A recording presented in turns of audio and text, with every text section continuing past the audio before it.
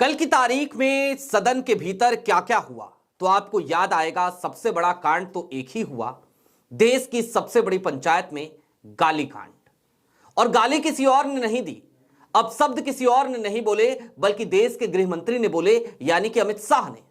लेकिन क्या आप कल्पना कर सकते हैं कि अमित शाह जिस वक्त पे सदन में गाली दे रहे थे, जिस वक्त पे देश के नेता विपक्ष, लीडर ऑफ अपोजिशन यानी कि राहुल गांधी उनको कंडम कर रहे थे, उस वक्त पे अखिलेश यादव की पार्टी के भीतर बैठा एक गद्दार, एक स्लीपर सेल, वो अमित शाह की ही वकालत करने लगेगा। ऐसा ही कुछ हुआ है। एक ऐसे व्यक्ति को आज की तारीख में आपके सामने बेपर्दा करना बेहद जरूरी हो चला है, जो व्यक्ति लगातार ही बैठा हुआ तो समाजवादी पार्टी में है, जिसकी जड़ें जाकर के जुड़ती हैं भारतीय जनता पार्टी से, लेकिन जो राहुल गांधी के खिलाफ हमेशा ही मोर्चा खोले रहता है।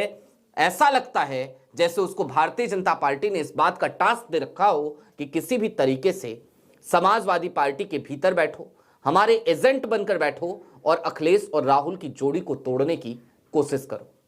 कौन है वो व्यक्ति? आखिरकार किस तरीके से वो अमित शाह की वकालत कर रहा था और राहुल गांधी के खिलाफ उसने हालिया दिनों में क्या क्या बोला? सारी बातें जरा विस्तार से। नमस्कार, मैं स्वप्निल और आप मुद्दा देख रहे हैं। दोस्तों, आगे बढ़े उससे पहले वही छोटी सी अपील। मुद्दा इन दिनों एक गंभीर आर्थिक संकट से जूझ रहा है। एक तरफ हमारे मेन बैंक अकाउंट्स फ्रीज चल रहे हैं, तो दूसरी तरफ हमारे 2.5 साल पुराने चैनल को हमसे लंबे समय तक छीन कर रखा गया था। ऐसे में डे टू डे ऑपरेशंस में मुद्दा को काफी मुश्किलों का सामना करना पड़ता है। लिहाजा आपसे गुजारिश है, यदि आप चाहें, यदि आप सक्षम हो, तो स्क्रीन पर दिख रहे क्यूआर कोड या फिर के नीचे दिख रहे यूपीआई नंबर के जरिए मुद्दा की छोटी छोटी मदद जरूर कीजिएगा। अब आगे बढ़ते हैं, खबर की तरफ चलते हैं। और खबर क्या, सीधे तौर पर उस व्यक्ति के उस ट्वीट की तरफ चलते हैं। आपको याद होगा, कल की तारीख में सदन के भीतर अमित शाह ने एक अपशब्द का प्रयोग किया। उसके बाद जैसे ही उनके मुंह से यह अपशब्द निकला, देश के नेता विपक्ष, leader of opposition Rahul Gandhi भरे सदन में खड़े हो गए और उन्होंने कहा कि यह संसदीय भाषा नहीं है। इसके बाद सदन में उपनेता कांग्रेस के सांसद गौरव गोगोई भी खड़े होते हैं। वो भी इस बात पर ऑब्जेक्शन जताते हैं और कहते हैं इसको संसदीय कार्रवाई से हटाइए, एक्सपंज कीजिए। हालांकि उसे एक्सपंज नहीं किया गया।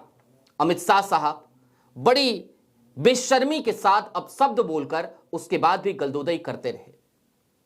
अब अमित शाह साहब को उनके इस कुकृत्य पर कोई भारतीय जनता पार्टी का व्यक्ति डिफेंड करे तो समझ में आता है। प्रधानमंत्री नरेंद्र मोदी ने तो भूरी भूरी तारीफ भी करी उनके स्पीच की, वो भी समझ में आता है। लेकिन क्या अखिलेश यादव की पार्टी में बैठा कोई व्यक्ति उनको डिफेंड कर सकता है, उनकी वकालत कर सकता है?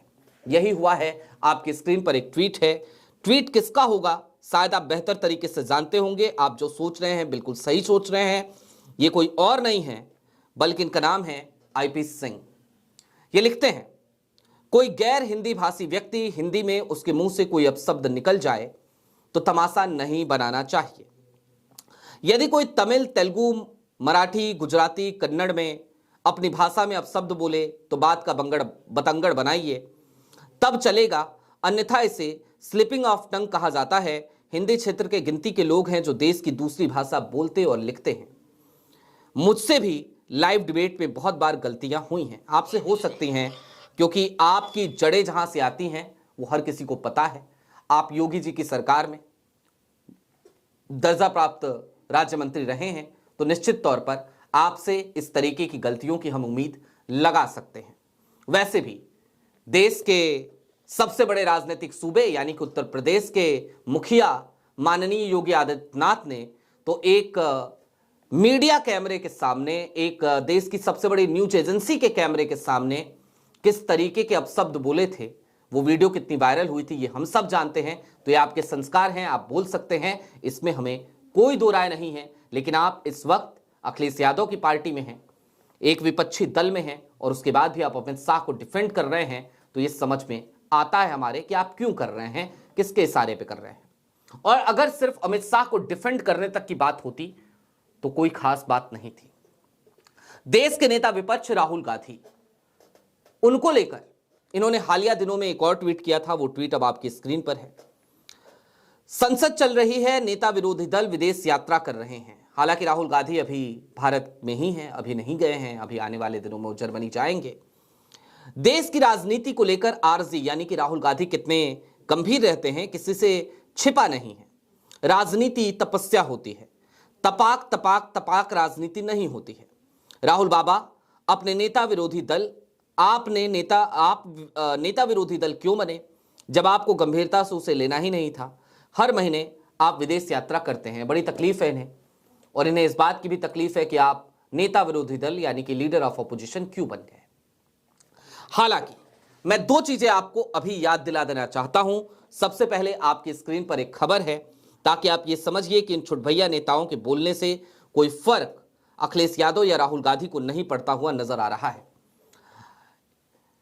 2027 का यूपी विधानसभा चुनाव कांग्रेस के साथ मिलकर लड़ेंगे, अखिलेश यादव का बड़ा ऐलान। यह ऐलान उन्होंने टीवी टुडे ग्रुप के कार्यक्रम एजेंडा आज तक में किया, और सीधे तौर पर यह एक ऐलान इन तमाम स्लीपर सेल्स, इन तमाम गद्दारों के मुंह पर एक तमाचे की तरह है।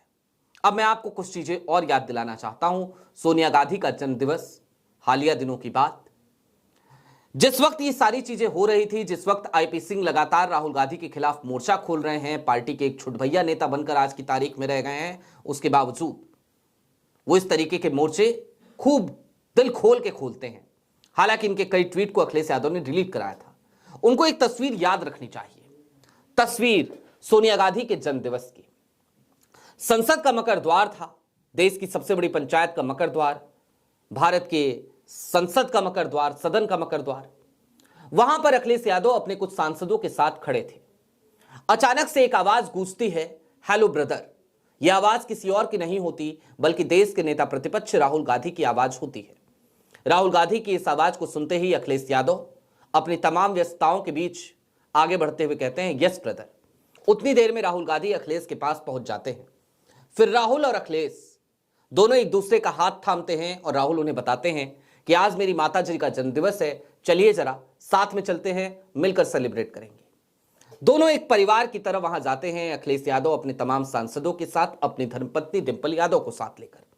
और फिर सोनिया गांधी का जन्मदिवस संसद भवन के परिसर में मनाया जाता है, और वहां पर अखिलेश यादव भी मौजूद होते हैं, डिंपल यादव मौजूद होती हैं, तमाम कांग्रेस के नेता मौजूद होते हैं, प्रियंका गांधी होती हैं, मल्लिकार्जुन खड़गे होते हैं, तमाम लोग होते हैं।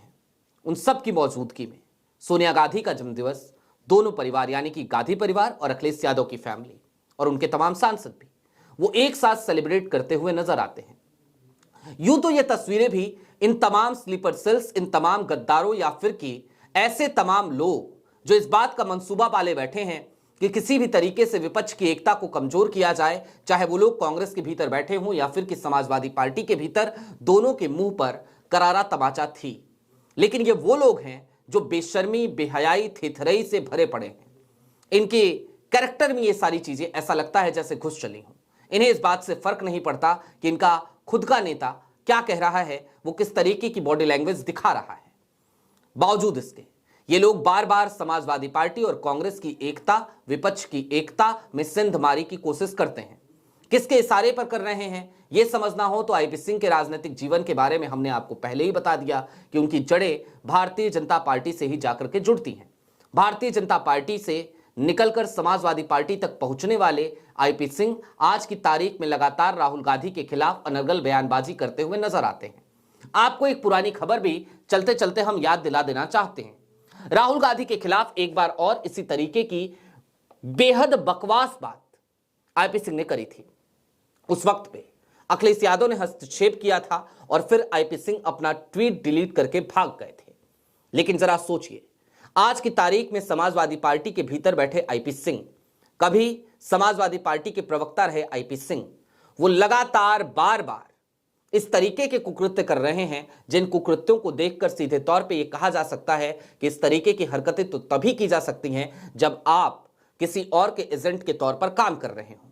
और किसके एजेंट के तौर पर काम कर रहे होंगे आईपी सिंह? तो निश्चित तौर पर समाजवादी पार्टी और कांग्रेस की एकता से आखिरकार सबसे ज्यादा खतरा किसको है? जाहिर सी बात है, बहुजन समाज पार्टी उत्तर प्रदेश में नेपथ्य में जा चुकी है और आज की तारीख में खतरा सिर्फ और सिर्फ भारतीय जनता पार्टी को ही तो है। और क्यों है तो उसको भी समझिए। जब कांग्रेस समाजवादी पार्टी के साथ होती है तो जो दलित वोट बैंक है वो समाजवादी पार्टी की तरफ शिफ्ट हो जाता है, क्योंकि सिर्फ और सिर्फ समाजवादी पार्टी पे दलित वर्ग, शोषित वर्ग, वंचित वर्ग उस तरीके से भरोसा नहीं जुटा पाता। 2024 के चुनाव के आंकड़ों को भी यदि आप गौर से देखेंगे तो आपको नजर आएगा कि जिन सीटों पर कांग्रेस चुनाव लड़ी वहां पर बहुजन समाज पार्टी को 1 लाख से भी कम वोट मिले, लेकिन जहां जहां पर भी समाजवादी पार्टी ने चुनाव लड़ा वहां पर बहुजन समाज पार्टी को 1 लाख से ज्यादा वोट मिले थे। ये एक सीधा इंडिकेशन है, ये बताने के लिए काफी है कि आज की तारीख में समाजवादी पार्टी को कांग्रेस की जरूरत है ताकि दलित, वंचित, शोषित यानी कि उत्तर प्रदेश के एक बड़े तबके का वोट वो उसे मिल सके, वो इंडिया गठबंधन के पक्ष में मतदान करवाया जा सके। खैर, यही तो एक दिक्कत है, यही तो एक परेशानी है जिसकी वजह से आज की तारीख में भारतीय जनता पार्टी अखिलेश यादव और राहुल गांधी की इस दोस्ती को तोड़ना चाहती है। लेकिन यह कांग्रेस का शीर्ष नेतृत्व और समाजवादी पार्टी का शीर्ष नेतृत्व है, या फिर कि सीधे तौर पे कहा जाए तो राहुल गांधी और अखिलेश यादव की आपस की ट्यूनिंग, आपस की साझेदारी, आपस की समझदारी, जिसकी वजह से आज की तारीख में दोस्ती टूटने की बजाय और ज्यादा मजबूत होती हुई नजर आती है।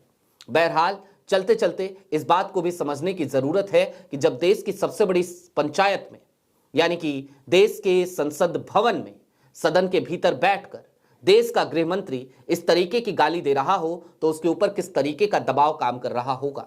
राहुल गांधी ने तो बताया भी कि दरअसल अमित शाह साहब के हाथ कांप रहे थे, वो नर्वस हैं, वो डर रहे हैं, वो डरे हुए हैं, और निश्चित तौर पर जिस तरीके की झूठलाहट सदन के भीतर अमित शाह ने दिखाई, जिस तरीके से अपशब्द का प्रयोग किया, वो उनकी हताशा, उनकी निराशा को ही दर्शाता है, या फिर कि उनकी चोरी के पकड़े जाने का ये भी एक सबूत है। अगर वैज्ञानिक तौर पर देखें तो अमित शाह का कल का भाषण, उनकी वो झुझलाहट, उनका अपशब्द बोलना, ये सब कुछ इसी तरफ इशारा करता है। आपकी क्या राय है हमें कमेंट बॉक्स में जरूर बताइएगा। अभी के लिए दीजिए इजाजत। चलते चलते फिर वही अपील, चैनल पे नए हो तो सब्सक्राइब करते हुए जरूर जाइएगा, सक्षम हो तो मुद्दा की छोटी छोटी मदद जरूर कीजिएगा। बहुत शुक्रिया।